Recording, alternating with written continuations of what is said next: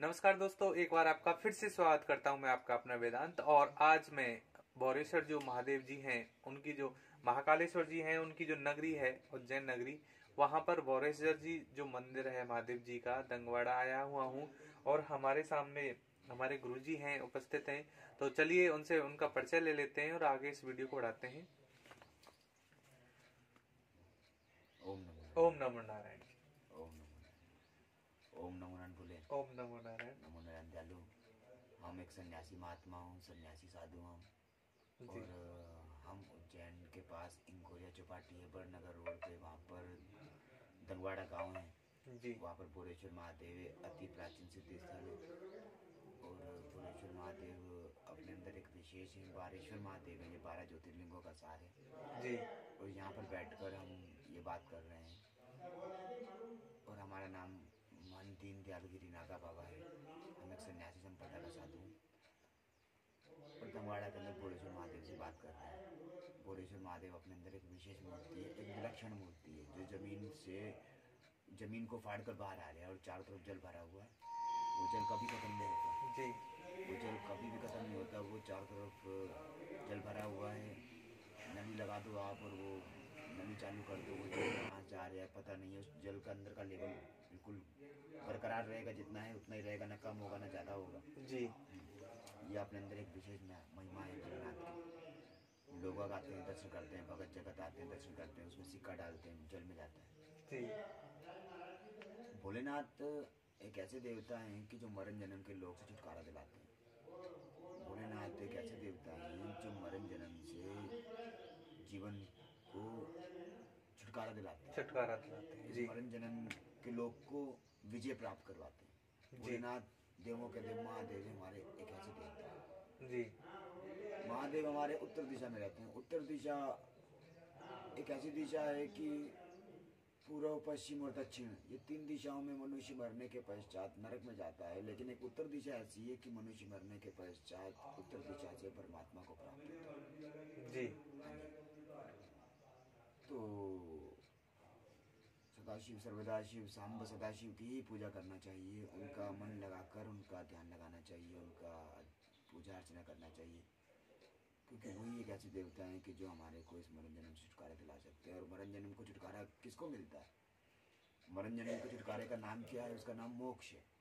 मोक्ष एक 2 शब्दों का नाम है, लेकिन इसको पाने के लिए मनुष्य को बहुत कर्म करना पड़ता है, बहुत कर्म करना पड़ता है। एक तो अपने प्रति ईमानदारी से रहकर मनुष्य को अपना जीवन निर्वाह करना पड़ता है। मानव जीवन क्यों मिला अपने? मानव जीवन हमारे को इसीलिए मिला। आया कहाँ से है, तू जाएगा कहाँ? मन में इतना विचार लो, बस हो गया भजन। हम कहाँ से आए हैं, हमको कहाँ जाना है, ये हमने कभी विचारा ही नहीं। जो इसको विचार लेता है वो महाबुद्धिमान है जी। जिसने इसको विचार लिया। किसको विचार लिया कि हम कहाँ से आए और कहाँ जाना। माँ भगवती की आरती में आता है कि आगम निगम बखानत मैया तुम शिव पट रानी, है ना। मतलब आगम और निगम, हम अगम से आए हैं और हमको निगम को जाना है। अगम किसे बोलते हैं? अगम बोलते हैं 84 लाख योनि। हम 84 लाख योनि से होकर आ रहे हैं। नाना प्रकार के पशु पक्षी जिसको हमने देखा है और जिसको हमने नहीं भी देखा, उन सब योनियों में से हम गुजरते हुए आ रहे हैं। जी। और फिर हमको मानव योनि मिली है। अब हमको मानव योनि इसीलिए मिली है कि हम वापिस 84 लाख योनि में ना जाए, क्योंकि हम 84 लाख योनि से तो आए हैं। अब हमको जाना कहाँ है? निगम को जाना। निगम बोले तो परमात्मा की शरण में जाना, परमात्मा के परम धाम को जाना है, शिव तत्व को प्राप्त होना है ना। अब ये कौन प्राप्त होता है? ये वही प्राप्त होता है कि जिसके ऊपर ऋण नहीं रहना चाहिए। ऋण समझते? कर्ज किसे बोलते हैं?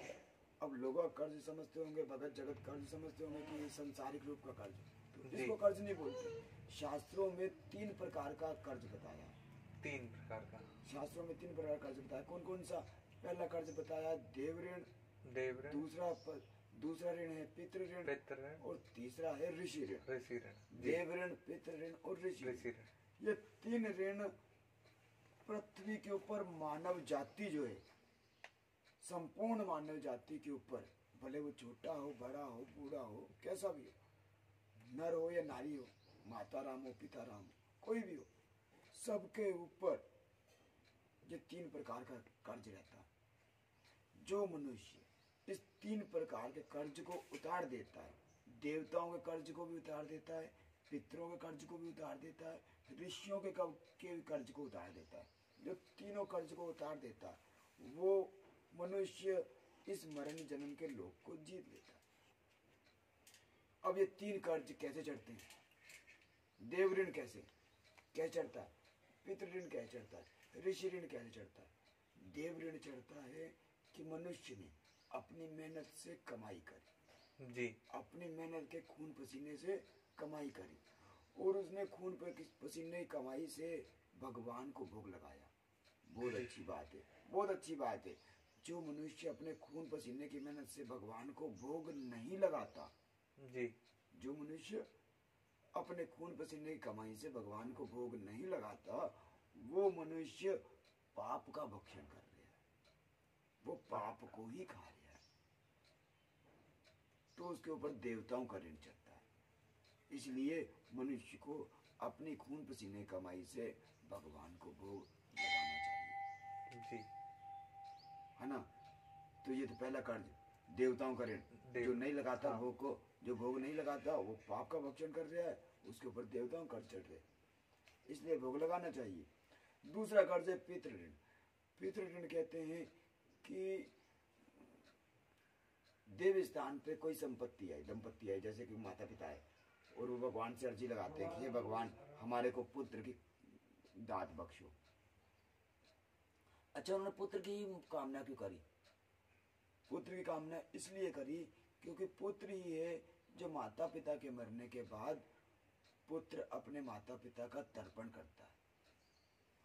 लेकिन कई पुत्र ऐसे होते हैं जो अपने माता पिता का तर्पण नहीं करते।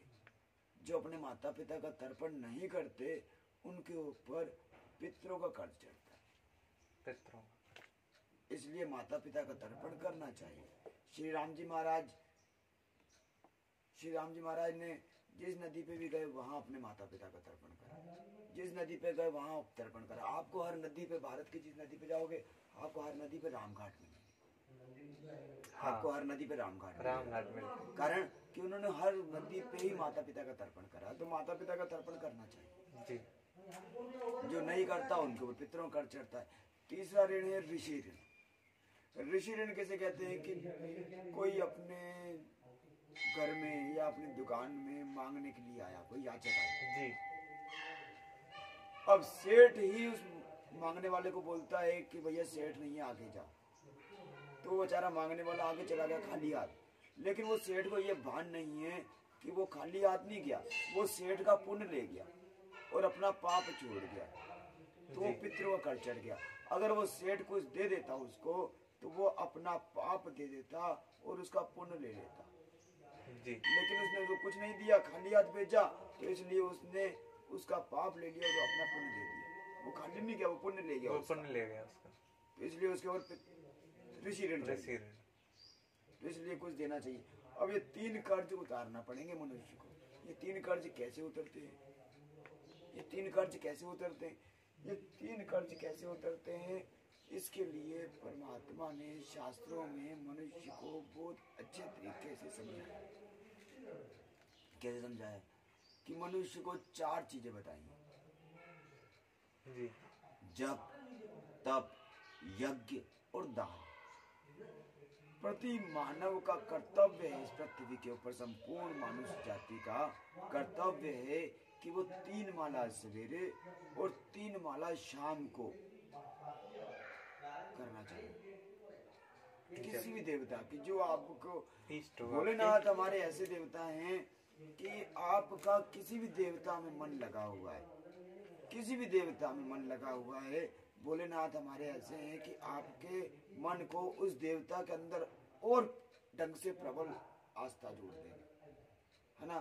तो आप किसी भी देवता की 3 माला सवेरे और 3 माला शाम को करिए। 3 से कम नहीं होना चाहिए, कम से कम 3 माला जी।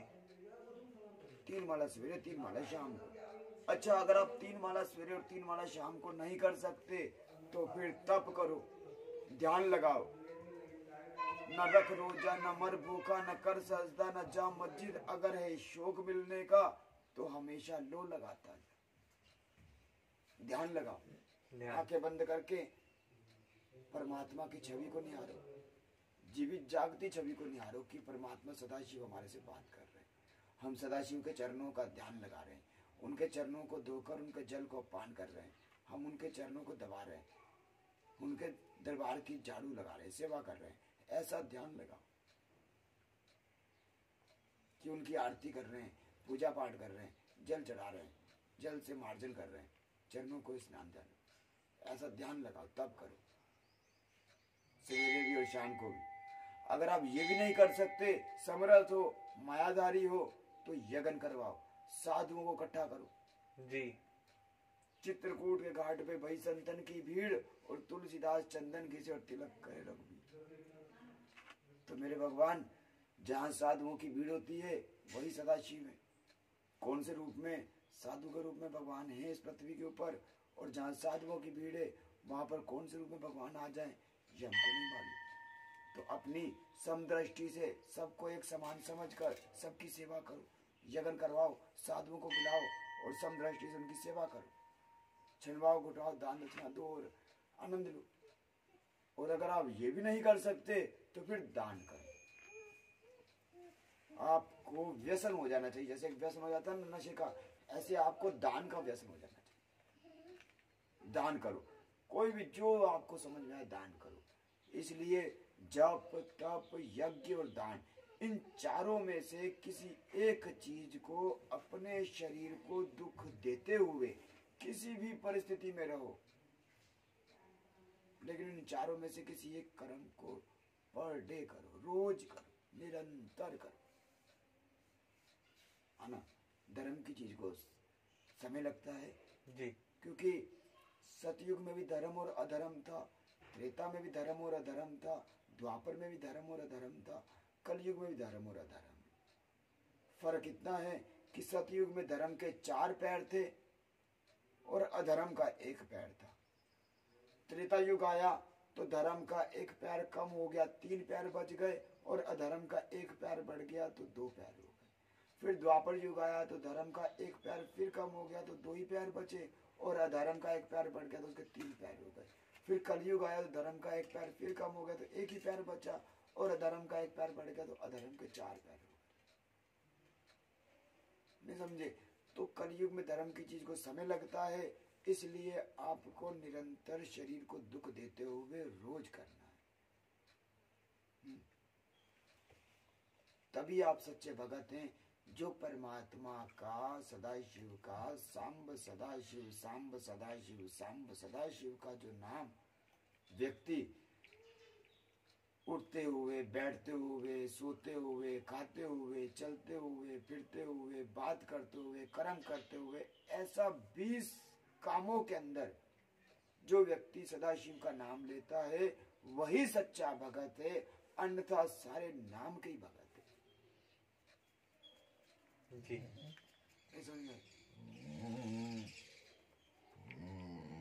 तो इसलिए परमात्मा का ज्ञान इन चारों में से जो बोला गया है, तो आप लोग, आप भगत हैं, परमात्मा सदाशिव के संतान हैं। देखो ये ब्राह्मण, क्षत्रिय, वैश्य, शूद्र, ये चारों को ऐसा नहीं समझना चाहिए। देखो परमात्मा का अंश सबके अंदर है, ईश्वर अंश सबके अंदर। क्या? ईश्वर का अंश सबके अंदर। हाँ जी।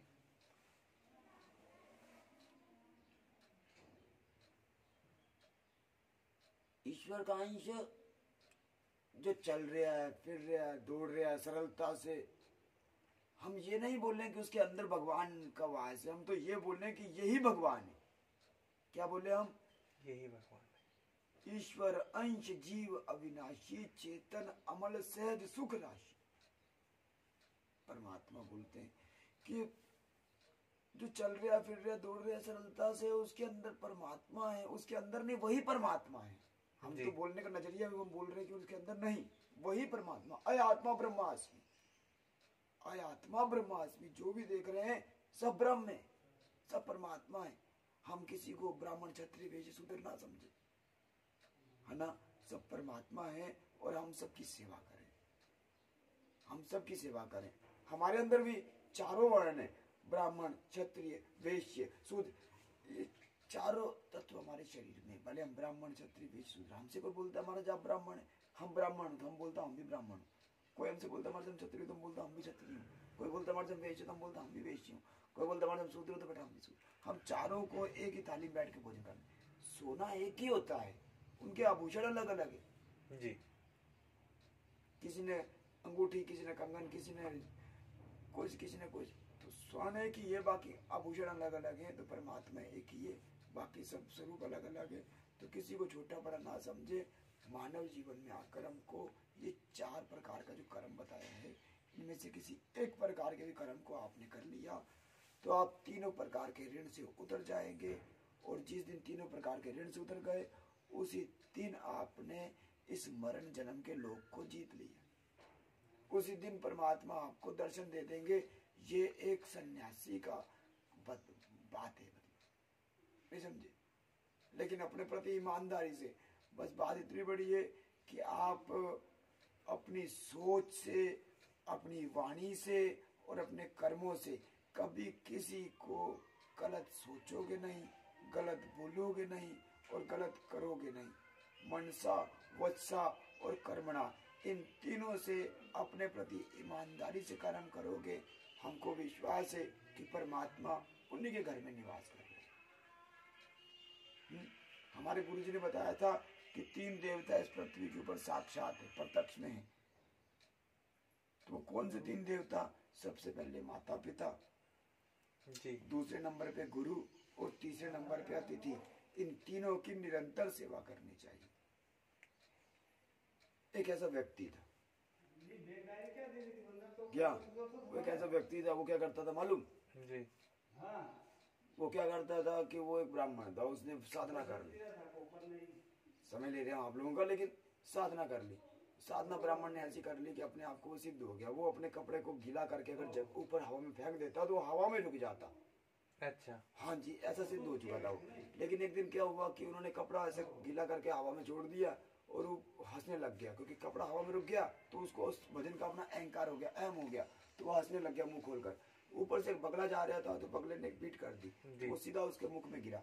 तो वो ब्राह्मण नाराज हो गया और उस ब्राह्मण ने उस बगले को श्राप दे दिया कि जाओ तुम मर जाओ। तो वो बगला मर गया और जमीन पर गिरा। जैसे जमीन पर बगला गिरा तो उसका कपड़ा भी जमीन पर गिर गया। तो ब्राह्मण भगवान से नाराज हो गया कि भगवान आप मेरे भजन पे खुश हो और मैंने छोटा सा ब्राह्मण बगले को श्राप दे दिया और आप नाराज हो गए जी। आपने हमारा कपड़ा भी नीचे गिरा दिया। तो भगवान क्या बोलते हैं कि तेरे को अगर इसकी जरूरत, अगर तेरे को इसका उत्तर चाहिए तो चंडाल घर में जाओ। तो चंडाल के घर में, अब चंडाल किसे कहते हैं? चंडाल उसे बोलते हैं कि जो मांसाहारी, मदरा मांस को मारता काटता पीटता, ये तो वो ब्राह्मण, वो तो ब्राह्मण तो ऐसी जगह पे जाता नहीं, लेकिन भगवान की आकाशवाणी की जाना पड़ेगा। तो वो अब चंडाल के घर में जाता है। तो चंडाल के घर में जाकर क्या देखता है कि उसके घर में भगवान बैठे। हद हो गई। चंडाल जो मांस को काटता है, मदिरा पीता है, उसके घर में भगवान बैठे। ब्राह्मण तो भगवान का भजन करता है ना, इसलिए ब्राह्मण को दिख रहा है भगवान। तो वो मन में सोचते हैं कि ये चंडाल है, इसके घर में भगवान कैसे? लेकिन फिर ब्राह्मण उस भगवान को देखने के बाद फिर चंडाल को देखते हैं कि चंडाल कहाँ है। तो जब चंडाल को देखते हैं, चंडाल क्या कर रहे हैं? अपने माता पिता की सेवा कर रहे हैं। जी। चंडाल अपने माता पिता की सेवा ऐसी कर रहा है कि उसकी जैसी कोई सेवा दूसरा कर ही नहीं रहा। वो ब्राह्मण ने अपनी बुद्धि से देखा तो चंडाल अपने माता पिता की सेवा ऐसी कर रहे हैं। गर्मियों में उनको ठंडे पानी से स्नान कराना, हवा से, पंखा से हवा देना, सर्दियों में गर्म पानी से स्नान कराना, कपड़े धोकर सुखाना, पिलाना करना। ऐसी सेवा कोई दूसरा बेटा अपने माता पिता कर ही नहीं रहा। ऐसी सेवा बच्चा कर रहा है अपना, कि दूसरा बेटा अपने माता पिता की सेवा ऐसी दूसरा बेटा को कर ही नहीं रहा। तो ब्राह्मण चंडाल से बोलता है कि भैया मेरे को ज्ञान दो। तो उस चंडाल ने क्या बोला कि भैया ऐसा है कि अपने माता पिता की सेवा कर रहा हूँ, अपने माता पिता की सेवा से फ्री हो जाऊँ, फिर आपको ज्ञान दूंगा। तो उन्होंने, ब्राह्मण ने क्या बोला कि तुम मेरे को, ब्राह्मण हो, मेरे को तुम नहीं पहचान रहा। तो चंडाल ने क्या बोला कि तुम मेरे को बगला भगत मत समझना कि जिसको तूने श्राप दे दिया। अच्छा। अगर तेरे को जल्दबाजी है तो सती के पास चला जा, सती है वहां पर चला जा, सती तेरे को ज्ञान दे देगी। तो वो चंडाल को छोड़कर सती के पास जाने के लिए उद्यम हुआ। तो सोचने लगे कि सती कहाँ है। तो जो भगवान के घर में बैठे हुए चंडाल के घर में भगवान बैठे थे, वो भगवान ब्राह्मण का रूप लेकर उस ब्राह्मण के पास आ गए कि चल तेरे को मैं सती के पास लेके चलता हूँ। उस ब्राह्मण ने घूम कर देखा कि ये भी ब्राह्मण है। उसने बोला भैया आपको सती घर मालूम है? हाँ मेरे को मालूम है, चलो। तो वो चलने लग गए। तो पहले वाले ब्राह्मण ने दूसरे ब्राह्मण से पूछा, उसने बोला वो चंडाल घर में भगवान कैसे बैठे हैं? तो भगवान ने जो ब्राह्मण का रूप लेकर चल रहे थे, तो भगवान ने बोला कि उनके घर में, चंडाल के घर में भगवान इसलिए बैठे हैं कि वो चंडाल अपने माता पिता की सेवा ऐसी कर रहा है कि दूसरा कोई व्यक्ति अपने माता पिता की सेवा ऐसी कर ही नहीं रहा। तो उसकी सेवा से खुश होकर भगवान उसके घर में बैठे जी। और उसकी सेवा के प्रभाव से ही वो कल की बात भी बता रहे हैं, भविष्य काल की बात भी बता रहे हैं, भविष्य की, भूतकाल की बात जो तुम्हारा संग बीत गई वो बीत गई। हाँ। उन्हीं के प्रभाव से। तो उसने बोला सती, तो सती के पास चलो। तो सती के पास गए तो सती को क्या देखते हैं कि सती ऐसी है कि दुर्गा स्वरूप जी। सती कैसी है? दुर्गा स्वरूप, दर्शनीय है। लेकिन पति कैसे हो रहे हैं कि उसके पीक निकल रहा है, कोड़ हो रहा है, अंग अंग गिर रहा है उसका। लेकिन पत्नी उसकी दुर्गा स्वरूप है। और वो पत्नी कैसी सेवा कर रही है कि उन्हीं को स्नान करा रही है, उन्हीं को तिलक चंदन लगा रही है, उन्हीं की आरती कर रही है, उन्हीं को पुष्प चढ़ा रही है, उन्हीं के चरण दबा रही है। मतलब पूरा भगवान ही उनके लिए पति है जी। और पति क्या उसका कोड़ हो रहा है, ये हो रहा है, लेकिन उसके लिए तो वो भगवान है। ऐसी सेवा कर रही है कि दूसरा पति की सेवा कोई स्त्री कर ही नहीं रही। तो उसने बोला मेरे को ज्ञान दे। उसने बोला मैं पति की सेवा कर रही हूँ, मैं पति की सेवा से फ्री हो जाऊँ फिर जा। तो उसने बोला भैया मेरे को ब्राह्मण। तो उसने बोला नहीं, मेरे को पगला भगत नहीं समझना, तेरे को जल्दबाजी है तो तुलाधार के पास जाओ जी। तो उस ब्राह्मण ने बोला चल तेरे को तुलाधार के पास ले चलता हूँ। तो दूसरा ब्राह्मण तो साथ में ही, भगवान तो साथ में ही उसके ब्राह्मण। तो उसने बोला तुलाधार कौन है? उसने बोला भीड़ के अंदर मिलेगा, बहुत सारी भीड़ में मिलेगा। कि तुलाधार एक दुकान पे ले गए। उसकी दुकान पे सब कुछ था, सब चीज बिक रही थी। तो वो है ना सवेरे सबको सच्चा तोलता, किसी से 1 रुपया कम लेता ना 1 रुपया ज्यादा देता, ना किसी को सामान ज्यादा देता ना किसी को सामान कम लेता। नहीं समझे, बिल्कुल एक लेवल पे अपने प्रति ईमानदारी से वो कर्म कर रहा था, तोल के दे रहा था, सबकी सेवा कर रहा था जी। उससे उन्होंने बोला भैया मेरे को ज्ञान दो। उसने बोला नहीं, मैं सबकी सेवा कर रहा हूँ, सवेरे 6 बजे दुकान खोलता हूँ, शाम को 8 बजे बंद करता हूँ, सबकी सेवा से फ्री हो जाऊंगा जब तेरे को ज्ञान दूंगा। तो उसने बोला मेरे को नहीं जानता ब्राह्मण। उसने बोला तो मेरे को बगला भगत नहीं समझना, अगर तेरे को जल्दबाजी है तो धर्मासार के पास जाओ। किसके पास जाओ? धर्मासार के पास जाओ। तो दूसरा ब्राह्मण बोलता चलो तुमको धर्मासार के पास ले चलते हैं। तो धर्मासार, उसने बोला भाई, पहले वाले ब्राह्मण ने बोला कि इसको कैसे मालूम? उसने बोला तुलाधार है, सच्चा तोलता है, सच्चाई तोलता है, किसी से गलत नहीं लेता, सच्चा कर्म है इसका। तो इसलिए भगवान ने इस पे खुश है और इसलिए इसने भूतकाल की बात बताई। तो उसने बोला धर्मासार कौन सा? धर्मासार वो होता है जो जीवों की रक्षा करता है। क्या करता है वो? जो जीवों की रक्षा करता है। तो पहला वाला ब्राह्मण बोलता है कि ये मेरे को ऐसी बार बार जगह पे क्यों ले जा रहे हो? तो फिर भगवान बोलते हैं कि जिस मनुष्य ने पाप कर दिया हो, जिस मनुष्य ने पाप कर दिया हो, वो पापी व्यक्ति, अगर जो बेटा अपने माता पिता की सेवा कर रहा है, जो स्त्री अपने पति की सेवा कर रही है, जो व्यक्ति सच्चा तोल रहा है, जो व्यक्ति जीवों की रक्षा कर रहा है, ऐसे व्यक्ति के दर्शन करने से पाप खत्म हो जाते हैं। ऐसे व्यक्ति के दर्शन करने से पाप खत्म हो जाते हैं। तो इसलिए अपने को मानव जीवन मिला है तो उसको अपने प्रति ईमानदारी से निभाओ। और एक बात और माता बहनों से बोलना चाहता हूँ कि जो ऋतु स्नान होता है माता राम, और जो रजस्वला होता है उस पर भी थोड़ा ध्यान दो। वो उस पर हमेशा दूरी बनाकर रहना चाहिए, सात्विक तरीके से रहना चाहिए, है ना। कभी किसी को स्पर्श नहीं करना चाहिए। वहाँ तक कि यहाँ पर कि भगवान का नाम लेना भी वर्जित बताया है उस जगह पर, है ना। क्या है तो ये 7 दिन विशेष होते हैं आप लोगों के लिए। उसके पश्चात आप लोग लक्ष्मी का स्वरूप हो। तो ब्रह्मत्या का दोष लगता है। क्या है, इसकी भी एक अलग कथा है। इंद्र भगवान ने ब्रह्मा जी के साथ में प्रदोष का व्रत करने के लिए पूछा था। तो भोलेनाथ को प्रदोष का व्रत करने के लिए इंद्र भगवान ने प्रदोष का व्रत करा था। तो उसमें उन्होंने कुछ गलतियां कर दी थी। तो वो गलतियों का उनको दंड मिला था। वो गलतियां क्या करी थी? अनजाने में गलतियां करी थी। वो अनजाने में गलतियां क्या करी कि नंदी महाराज और भोलेनाथ के बीच में से निकल गए, जबकि नहीं निकलना चाहिए। भोलेनाथ के ऊपर से उन्होंने प्रसाद उठाकर पा लिया, जबकि नहीं पाना चाहिए। और तीसरे नंबर पे उन्होंने भोलेनाथ की पूरी परिक्रमा कर ली, जबकि नहीं करना चाहिए, आधी परिक्रमा होती भोलेनाथ की। तो ये उन्होंने अनजाने में करा था। तो अनजाने में करने के बावजूद भी उनको इस चीज का दंड मिला। तो दंड ऐसा मिला कि वो एक राक्षस आया, तो वो राक्षस ने उनके संग लड़ाई करी, और लड़ाई करने के पश्चात इंद्र भगवान को वो निगल गए, राक्षस अपने शरीर में निगल गए। तो सब देवता ब्रह्मा जी के पास गए कि इंद्र भगवान को एक राक्षस ने निगल लिया है। तो ब्रह्मा जी ने इन सब देवताओं को बोला कि हमने इंद्र भगवान को बोला था कि आप प्रदोष का उपास करो। तो उन्होंने प्रदोष के उपास के अंदर बड़े भाव से प्रदोष का उपास करा, लेकिन कुछ अनजाने में गलतियां कर दी। तो वो गलतियों का दंड लगा इनको, दोष लगा था, उस दोष का दंड मिला इनको। और जो इन्होंने प्रदोष का उपास करा है उसके प्रभाव से ये अभी उनका पेट फाड़ के बाहर आ जाएंगे और राक्षस को मार देंगे। और ऐसा ही हुआ, इंद्र भगवान उस राक्षस का पेट फाड़ के बाहर आ गए और राक्षस को मार दिया। लेकिन उसी समय पर एक ब्रह्मत्या नाम की कन्या प्रकट हो गई उस राक्षस के शरीर में से। अच्छा। और उसको इंद्र भगवान के पीछे भगना चालू कर दिया। तो इंद्र भगवान ने तो देखा कि कन्या के संग कैसे लड़ूं, तो इंद्र भगवान ब्रह्मा जी के पास गए। तो वो कन्या इंद्र भगवान के पीछे लगी हुई ब्रह्मा जी के पास भी आ गई। और ब्रह्मा जी से इंद्र भगवान ने बोला कि मेरा छुटकारा दिलाओ, ये कौन है?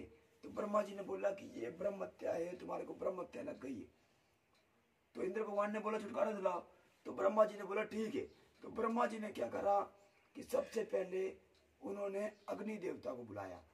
अग्नि देवता से बोला कि भैया देवताओं के राजा इंद्र भगवान है, इनके पीछे ब्रह्मत्या लग गई है, इस ब्रह्मत्या का चौथा भाग आप पा जाओ।